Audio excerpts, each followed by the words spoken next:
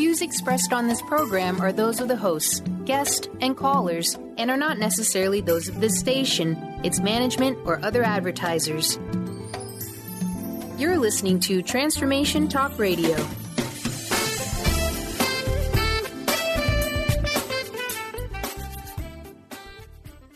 Moms, are you ready to become enlightened, empowered, and stress-free?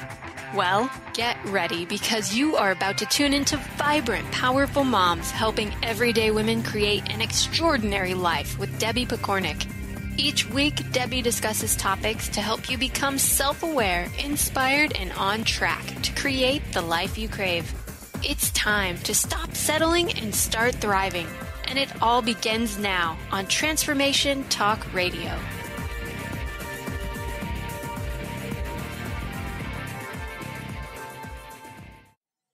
This is Debbie Pokornik, host of Vibrant, Powerful Moms. Today, we're going to talk about the difference between discipline and punishment. Lots of people use these two words interchangeably, when in fact they are quite different. But I'm not really concerned about the misuse of the words as much as I want people, parents especially, to clearly understand the difference so that they can make an educated choice about which they want to use. This is an important topic to be aware of because discipline is actually tightly tied to self-discipline. This is what helps you live a healthy life, to treat others in ways you would like to be treated, to respect others' property, to build strong relationships, and so much more. Most of us have been raised using a punitive style, so that is what we have internalized. This means that if we stay on autopilot, we will quite naturally use this style, even when we don't want to. Not just with our kids, but with our friends, colleagues, life partners, and so on. Intuitively, we know that threats, beatings, incarceration do not bring out the best in people, but we aren't always aware of how to do it differently. This robs you of your vibrancy and power because it makes you behave in inconsistent and contradictory ways. This can put you on the defensive, making you dig deep to justify actions that you don't even really believe in. Or to shrink inwards and allow feelings like guilt or embarrassment to run the show. And we know we're not at the best when those feelings take over. This topic is relevant to everyone, not just parents.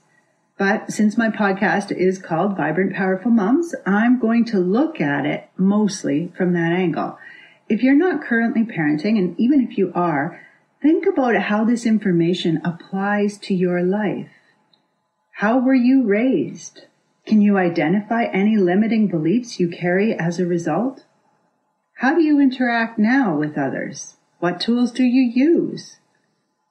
In other words, whether you're parenting or not, use the information as a way to increase your own awareness in all areas of life. Exactly what are we talking about here? Well, first off, we are not talking about a list of tools. And this is definitely not me telling you what tools you should or shouldn't use. If you spank your child, criticize your spouse, or threaten your friends, that's your choice, even in places where laws prohibit such behavior. It's not up to me to tell you what's good or bad or what you should or shouldn't do. Hopefully by now, if you've listened to some of my other podcasts, you know that that's not how I roll. My goal is to help you understand what you are already doing, why it might not be working, and what you can do differently if you so desire. So please take this information in with this in mind and allow yourself to really hear it, mull it over, and then if it feels right to do so, integrate it, or at least parts of it, into your unique life and circumstance. Discipline and punishment are less about the tools you use and more about your mindset, intention, and style of delivery. In order to choose discipline as a parenting style, it's important you understand how it is different from the punitive style that's so prevalent in our world. Although parents often ask for it, there is no list of tools that one could define as discipline or punishment tools. the gentlest guiding tool can be manipulated and used to punish someone. On the other hand, I've heard some very convincing stories of punitive tools being used in ways that increased respect and provided good guidance. Let me share a story about discipline gone rogue. When I was working in the school system, we had a trainer come in for a couple days and teach the whole school, as in the staff, how to use a program by Diane Gosson called restitution. Now, this is not the kind of restitution they talk about in the justice system. This is an actual school program. And it's about helping a person to recognize when they've made a mistake, to take a moment to calm any escalated emotion, and then decide if they'd like to try to fix what they've done. If they choose not to, consequences are put in place. But if they choose to try restitution, there is no other consequence. It's a beautiful discipline tool that allows a student to truly learn from the situation and make amends for it. The trick is they have to choose to do this. You cannot force a person to make amends, just like you can't force a person to feel sorry for what they've done. So one day, shortly after the training, I was walking down the hallway of the school when I heard a teacher bellow at a student, "You are going to do restitution and you're going to do it right now." This is a perfect example of someone trying to teach discipline using a punitive style. Now, in case you're thinking, well, that teacher should be fired, that teacher was a wonderful person and the students loved her. She was just really upset by the behavior that she had just witnessed from this student. She had learnt a new tool and she was awkwardly trying to use it, but she was using it based on her internalized punitive model of correction. Most of us fluctuate between using discipline and punishment, just like we switch back and forth between having good and bad moments throughout the day. So let's talk about discipline in the ideal world, okay? And we don't live in the ideal world. But when everything goes right and somebody uses discipline all the time, discipline is about learning, and as such is a tool used by adults to guide children towards appropriate behavior. It teaches the child why a behavior is unacceptable and provides them with an opportunity to fix mistakes.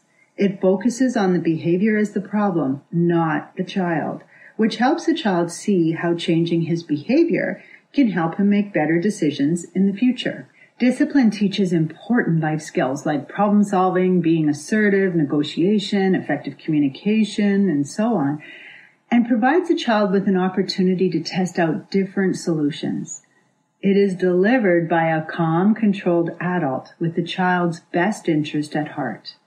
The child does not feel picked on, defective, or embarrassed to have made a mistake, and when all is said and done, feels stronger than when the situation began. This good feeling helps him internalize what he has learned and begins the creation of a moral code that he'll be able to draw on throughout his life. This results in less repeat problem behaviors, even when the adult is not around to enforce things. It also creates a strengthening of the adult-child bond, which is beneficial to relationship and self-worth. All right, so now let's look at punishment. And here we're going to look at punishment in its extreme. Remember, most people kind of waffle back and forth, but this would be a person who uses punishment all the time. Punishment is about teaching a lesson and is geared at making a child so uncomfortable she would never consider offending in this way again. Overreaction by the punisher is common, as emotion is often fed by the powerful feeling that accompanies this behavior. As a result, the adult frequently ends up modeling a behavior that contradicts what he or she really wants the child to learn. For punishment to work, the child must believe that the adult has the authority to tell her what to do and the power to follow through on consequences if she does not listen. In this way, most punishment relies on the child fearing a possible outcome, which incidentally is exactly what bullying relies on as well. The child learns that the person with the most power wins, which shifts the focus from learning why a behavior was wrong to craving power. In punishment, the child is often seen as the problem, which diminishes self-esteem and makes it much harder to fix.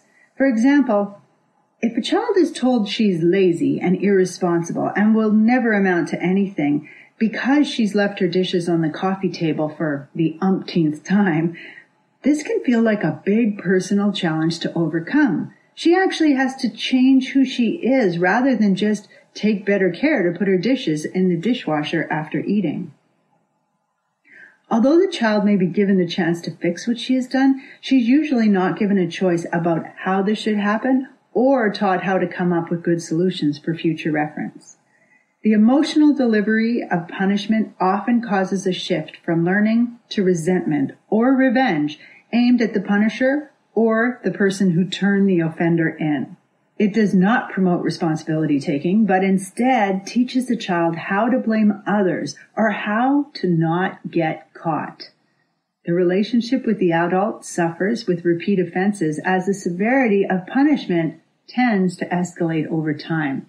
If you think for just a moment about our judicial system, you can clearly see how this works. An offense can go from a slap on the hand, like a verbal warning, to the next time it might be a fine or a visit before the Justice Committee, to a stay in juvenile detention, to prison. And once you're out on parole, there's zero tolerance for even jaywalking. So things have to escalate for punishment to continue to work. So what are some reasons that you might use discipline? The first one is if you want your child to learn how to think rather than what to think. That's Barbara Coloroso who initially made that statement, and it's perfect. You want to teach them how to think. The second bullet, if you want your child or your staff to be able to make good choices even when you're not around, you'll want to use discipline. The third, if you want to improve your own self-discipline and evolve as a person, this is definitely the way to go. The fourth, if you want to see a decrease in bullying behaviors, and by that I'm talking about an overall societal decrease in it. And the final one, if you want to see a marked improvement in our future generations' ability to get along, creatively evolve, and to build strong families, then you'll want to use discipline. You get the idea. Discipline is beneficial to all of us. However, it's also the high road. And the high road is always harder to travel. So let's look at the arguments against discipline. Some parents learn about discipline and decide that it's too soft. There's no way it's going to work on a child like mine. Or, how about this one? My parents used punishment on me and I turned out okay. So, in case any of these thoughts have been surfacing for you, let me address them now. There's nothing soft about discipline. At its core, discipline feels like a push to improve. It provides boundaries and restrictions, limiting freedom and enforcing consequences. It involves correction, possible tears, and moments of heartbreaking follow-through. Your child will not thank you for using discipline, at least not while he's young, and in many cases will complain about being so hard done by. People benefit from discipline because it does not attack them as a person. It teaches important life skills and is based on mutual respect, which is good for relationship. Being firm, clear, and calm are not easy things to do. And believe it or not, your child may still accuse you of yelling, spout words of hate in your direction, and announce to all that you've ruined his life forever. It's also possible that you will try to use discipline and your child will completely ignore you. People forget, though, that this also happens with punishment depending on the personality of your child and how strongly they feel about whatever it is they are doing. Just think of all those situations where parents have, locked their child in their room only to find out that he escaped through the window. The difference is that with discipline, you have plenty of options for where to go next. Whereas the next level up in punishment can often put you in a very difficult position. Because if you've now locked him in his room and he's escaped through the window, what do you do next? Do you go drag him home? Do you beat him up? Where do you go? I totally understand the desire to go on autopilot as a parent and make your kids listen. It worked for your parents and you turned out okay, right? Well, not really. If it worked for your parents, it's because you feared they really would follow through on whatever the threat was. Don't you make me stop this car. That means that in reality, you were afraid of your parents. Most kids today are being raised not to fear their parents. Confusion about discipline and punishment has actually added to the amount of unruly kids because without fear of consequence, why listen? Fear that you will stop the car and spank them or make them walk home is what makes them listen when you threaten that way. Or maybe even fear that if you do spank them, it will hurt. There's no strap at school anymore, and it probably wasn't there for many of you either, but there was definitely the threat of strap for most of my school years. As a result, many parents and teachers throw out threats based on their upbringing, and the follow-through isn't even a real possibility. Since many of these tools are not a reality for kids today, the threat does not even transpire. So kids learn to call their parents or teachers bluff, weakening the adult's power over them. This kind of thinking even transfers into our work environment. If the threat of firing someone is not really an option because of a union or, the threat of having them work through lunch or whatever, and it's not an option, then that actually weakens our effectiveness everywhere. My point here is that fear-based tools are not effective in an empowered society. And an empowered society, or at least future generations, is really what we're moving towards. Now you might want to say, okay, so let's stop empowering them. But this is something bigger than us. And it's incredibly important that we do empower people, that we do teach our kids how to think, that we do teach them how to problem solve in a way that's going to work for them. One of the current challenges that I see with all of this is that these fear-based tools have been made irrelevant, yet parents are not being given new effective ideas for working without them. It's really hard to do a great job when you've been given broken tools to build with.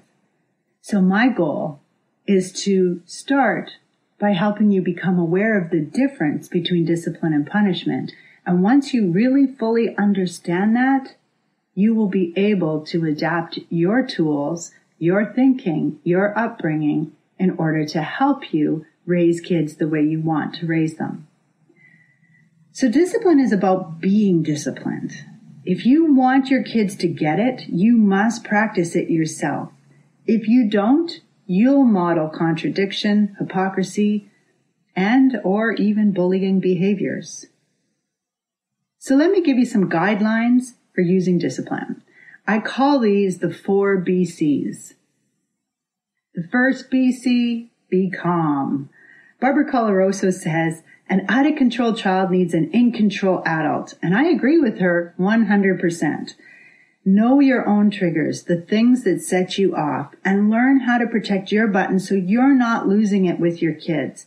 Calmness is a way of modeling self-control, and we all want our kids to have that. I was listening to an interview just the other day with Tony Robbins and Marie Forleo, and he was talking about how in their house, they have, him and his wife, they have 4 kids, and they have the 90-second rule.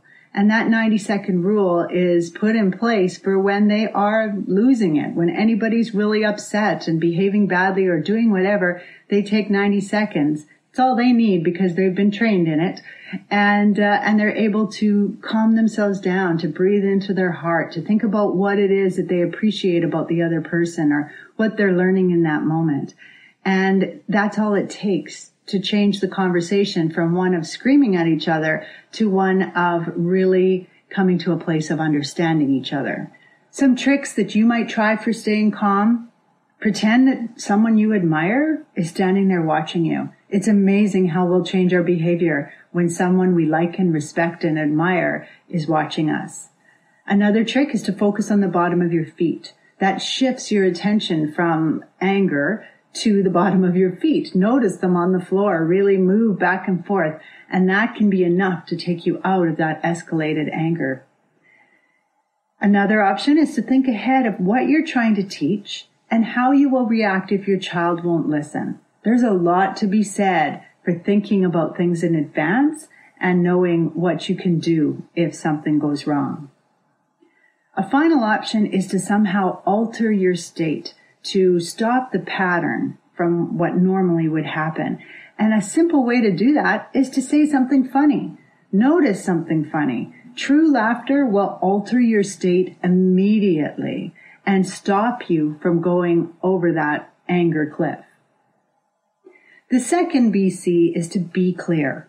You have expectations for your kids, so why not share them? The clearer you become about what you expect from others, the easier it will be for you to explain them and enforce them consistently. The clearer you are with others, the easier it is for them to accommodate your expectations or explain their side of why they cannot. This idea can also help you identify any unfair expectations you might have and perhaps let go of some of them. Because boy, oh boy, we have a lot of beliefs that we carry from our youth that really aren't relevant anymore. So ideas for being clear, set boundaries and rules that you can come up with good reasons for having. This will make them easier to enforce and much more likely to be respected. When beliefs, rules, or expectations come up that you aren't sure about, gently challenge them by asking what-if questions. For example, what if I didn't enforce daily baths? What would happen? Could I live with that? Why or why not? The third BC, be consistent. Once a rule has been put in place and you have shared it with your family or staff or whoever, enforce it. If it was important enough to put out as a rule, it must be important enough to follow through. Now remember, if you suddenly realize that's a silly rule, this doesn't make sense, be a big enough person to be able to say, no, we're not doing that anymore. But otherwise, if the rule is in place, enforce it. When you don't enforce your rules, you create confusion and a strong desire to test all future rules. If you think about it, when you're driving down a highway and you're going over the speed limit and you pass by a cop, if that cop doesn't do anything, doesn't pull you over, what's going to happen? You're probably going to speed on that highway all the time because obviously you can do it and get away with it. Or even more frustrating is when other people are sailing past you, you're going right at the limit and they are obviously going way over and the cops don't pull them over either. This can be a big problem in the workplace where the people who are following the rules notice that you're not enforcing it for those who aren't, and this actually creates resentment. They get angry at you for not enforcing those rules. So when you're dealing with your kids, an example of rule-breaking questions could be things like, so what's our rule about coming straight home after school? Why is that rule in place? What happened today? What is our consequence for breaking the rule? Or what do you think you can do to make up for the worry your disappearance caused? Something that you really want to keep in mind, don't ask these questions when you're emotionally upset. So if your child was an hour late and so now you're really upset, you were worried that whole time, they walk in the door, it would be fine for you to say to them, I am so happy that you are home safe, but I'm very upset right now and I need to take some time before I can even talk to you about how we're going to deal with this. Then off you go. And you know what? That time where your child has to wait to see how you're going to react is actually a bit of a consequence on its own because it's really hard when you don't know what's going to happen. Now you can come back 15 minutes later and have that conversation. And maybe you find out that your child was late because he helped somebody who was being bullied and then walked them home. You don't know what the situation is, and getting mad and exploding all over them isn't going to help you at all. Something that you should know about this is being consistent will always be easiest to do when you come up with fair consequences in advance. So if there's something that you know is going to be hard for your child to listen to, then you want to come up with some consequences beforehand so that you don't start dealing them out in anger. The final BC is to be caring. Nothing will make discipline more effective than having a strong, positive relationship with the other person. If your child likes you, she's much less likely to intentionally be disrespectful. So make frequent deposits into your relationship. Love unconditionally. Look for opportunities to spend quality time with your child and be aware of what you are modeling. How you talk to your kids and how you react to what they're telling you will make a big difference to how much they listen and how much they share. Some quick tips for being caring. Always give the benefit of the doubt. Remember that innocent until proven guilty? That's really important for trust. Correct in a firm yet friendly voice. Respect is also a big part of this, so really pay attention to your voice. And finally, be aware of the message your language is sending. It also doesn't hurt to let your child know you love them no matter what they have done. When you practice the 4 BCs in your relationship, especially as a parent, you'll notice how your relationships improve.